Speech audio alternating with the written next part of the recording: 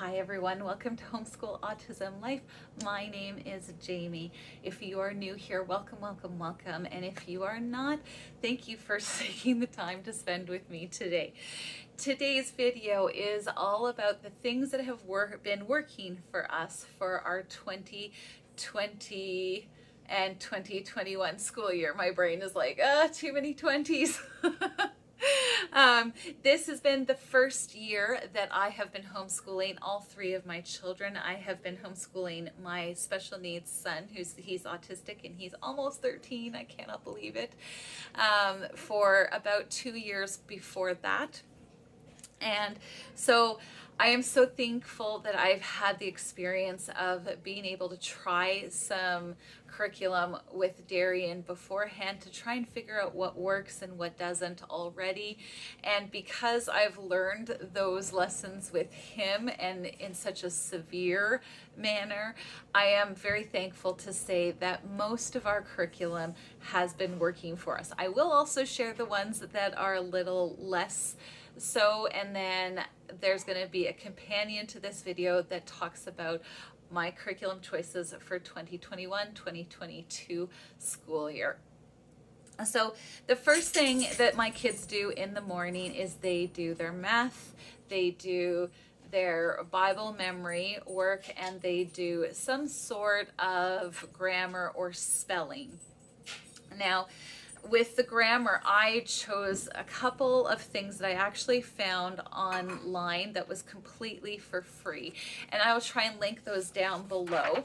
But my daughter, who's in grade 5, she did this treasures grammar, and all I had to do was print it out. And so like she likes it well enough, but it's just a book of just different activities that she fills out, and I'm not really sure that it's actually making the connection to her writing projects. So I think that this will probably change next year, but this was one that I chose for her, and she's been working at it fine, but I really want to make sure that they connect. Ceana was doing this grammar, which is the gentle grammar. And while I really liked it because it was application grammar and I liked the price point and stuff, I feel, again, it's not really making a connection to her writing. And part of the deal and reason isn't because there's anything wrong with this one. I do think that it has to do with we've been working on a whole bunch of different things for her. I will leave a link down below. I always end up sharing this link when I'm talking about my Ceana. But she needed something a little bit more to help her with spelling because she had a difficult start in school. And so we really needed to work on that. And so Spelling UC has been working a treat. We've been really loving this, and I will leave a link down below to when I talk about Spelling UC. It just kind of gives a little bit more information, but this has been working really well. So we will probably keep going with that for her. So my next thing that we are loving is Math UC. And the reason why we are loving Math UC is because it is working really well for my special needs son, but also for my typical daughters, which is such a lovely thing, especially when if you are like me and you're not super confident in math. I did what we used to call stupid math in high school. It was just not my favorite subject. I'm an artist. I prefer that is my go-to thing. That's what God made me to be, and math was like, ugh. So when it came to choosing a curriculum, Math UC felt really straightforward because there are video lessons and it is very less conceptual and more physical. You can actually see what you're adding with the manipulatives and stuff like that. So I will leave a link down below to my son, me doing a lesson with my son, where I share a lot of the different changes I've made to it to fit his particular needs. But all the way around, my girls, my My middle daughter, she started with Gamma and she is already working in Delta, and it's not the end of the school year as well. Ceana, where Darrion is still, I think he's at lesson 15, and I think there's like 26 or 28, something like that. Yeah, 30 lessons. She is like nearly finished this, and I am really enjoying that with my girls. We do lessons, we do gather round and math for 4 days a week, and then we have Fun Friday where we don't do math and we don't do gather around. We do more artsy projects. And so I do 3 lessons for the girls, or 3 practice sheets on the lesson, and then they do the test. If they get 75 to over 75, excuse me, if they get over 75, then we move on to the next lesson. If they don't, then I have 3 more sheets that they can practice on after. And anything that I feel that they need more practice on, I go to K-5 learning. I think I will leave a link down below. This is going to be link heavy. But it was one of those things that I've had to do it a little bit with the timekeeping one. And I think Nara struggled with 1 lesson, but we were able to do some practice sheets and we were good to go. So I highly recommend Matthew C. I also photocopy all of the pages. So Matthew C can be a little bit pricey.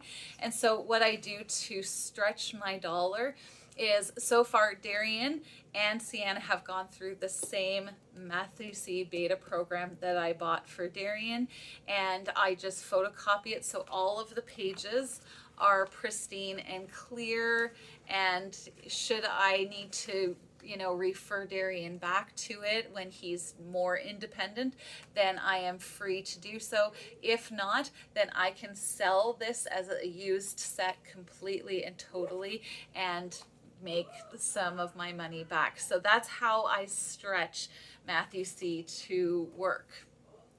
All right. The other thing, after they do their morning binder, morning stuff, then we move on to our gather round units. And for me, I chose gather round early on when I was just homeschooling Darrion when I first heard about it, because I had gone to the place where his learning time was quite limited. And so I was really focused on reading and math. And the problem was by the time I was done, he was frustrated because he wasn't learning anything that he wanted to learn. And so with Gather Round, which I am so excited about, was I could take the things that he's interested in, like gravity and space, and I could do all of his lessons under that umbrella of something that he's interested in, and teach him things like history and science and all of those things. Language arts is in there. Like, I could do all of that under the umbrella of something that he was interested in. Animals is another one. Like, that was the great epiphany. So the great thing was after the pandemic hit and my girls came home and I was co-teaching, I had about a 2-week period where the teachers, literally, we were going back to school, or we were absolutely not shutting the schools down on the Saturday, and then the Sunday they're like, oops, yes we are. So the teachers needed a little bit of time to try and figure out what they were going to do, how they were going to try and teach the kids from home. And so I had about a 2-3 week period where I tried out Gather Round Homeschool Ocean Unit on my girls. And it gave me the confidence to say in September that my girls are staying home. I was able to teach them using this program and my son. Now, I don't teach him together exactly, but I'm pretty sure he hears everything that I read to the girls. And so he's not strictly doing lessons with us, he's just in the next room. But when I was doing the space unit, for example, Darrion prefers me to pronounce the word space as stace. So every single time I read space in the space unit, I would hear a little voice go, Stace! So I am pretty sure that he hears every lesson that I read to my girls from the living room. And so it'll be fun to see as he gets older how much he retained. But this gather round style unit thing helps my girls to maintain a certain amount of interest, because every 6 months, or 6 weeks, not months, weeks, we move on to another unit, and I try and make a big deal out of it. I make a banner. I have a board that has lots of pictures and stuff to, like, ignite the imagination. I do like a little chalkboard, welcome to the Indigenous unit, or whatever it is that we are studying. And so it's just something. We have not hit the April doldrums. I don't want to be doing school, because there's something new on a regular, consistent basis. New books that I read, all of that kind of stuff. So that has been working for me. Now, one of the things that people have talked about is it enough, in particular with language arts? Now, you've seen I've already added something that I'm not super excited or think that it works. So the companion piece to this, where I talk about my curriculum choices for next year, will go into great more detail about why I added things. But for Gather Round, it works for us because I look at it as a basis. It's a base on which I can build my children's education. And if there are things that I feel that they need more work on, i.e. for Ceana, she needs more work on spelling. And so I added this one to facilitate that need that I saw in my child. Now, some people will say, well, this is pretty expensive curriculum if you're going to just use it as your base. Now, what I would say to that for myself is, yes, this is a little bit pricey, but I also think, when you look at it from this aspect of, in 4 years' time, when I cycle back through, I am only spending what I need to print it. This is fairly cheap. So that's my personal viewpoint on it. I am able to use this as a basis for anything that which we want to jump off on. There hasn't been tons that I've spent over and above. I look at lots of YouTube channels which ignite my children's imagination, and I've spent a bit on books because our library is closed sometimes, not closed. Sometimes the interlibrary is incredibly slow. And so I've spent more on books than I necessarily want to, which is why I need to reorganize my entire homeschool, because I need to hang on to these books because I want to look at them again in 4 years' time. But I am really excited about the information that they gather. And every year, in like 4 years, when we do this again, there's going to be something new that their more mature minds are going to be able to pick up on, that they're excited about. And that's what thrills me about this curriculum. So what do we do after we do our morning stuff and we do our gather round in the afternoon? I break it up. Like I said, there's the 4 days. So on Monday and Thursday, we do Story of the World.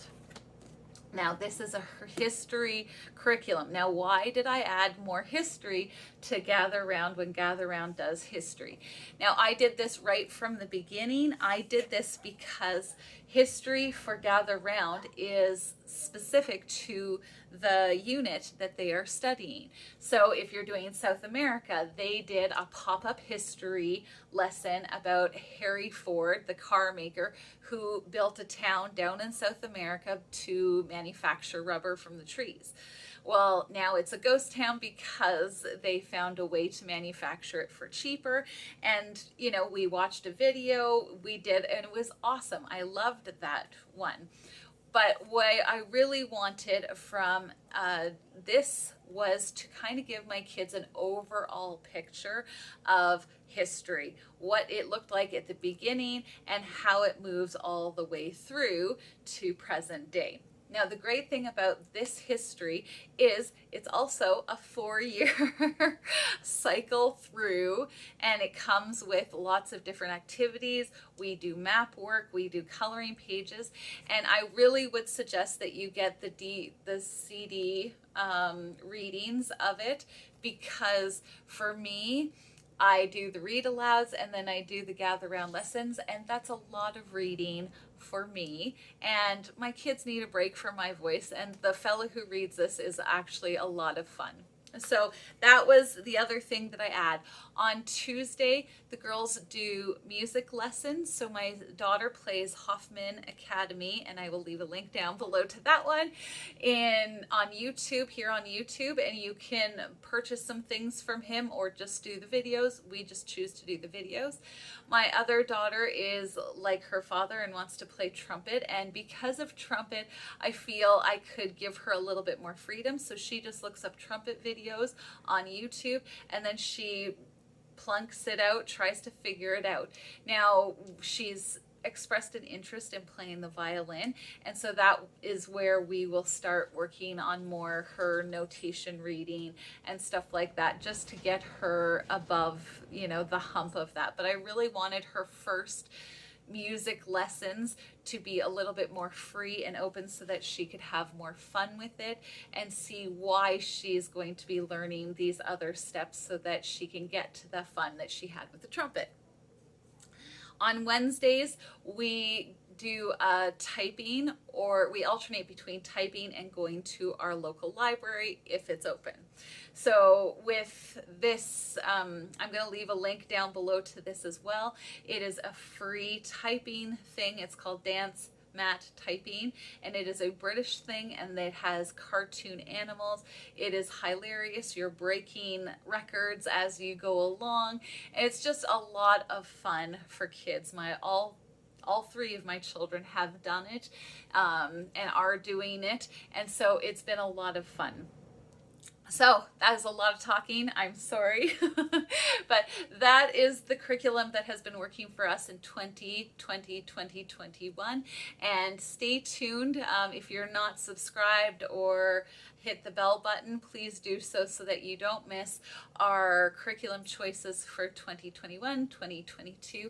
I hope you are having a wonderful, wonderful day, a wonderful homeschool week. And if you have any questions about the things that I talked about, feel free to send me a message down below. I love hearing from you folks.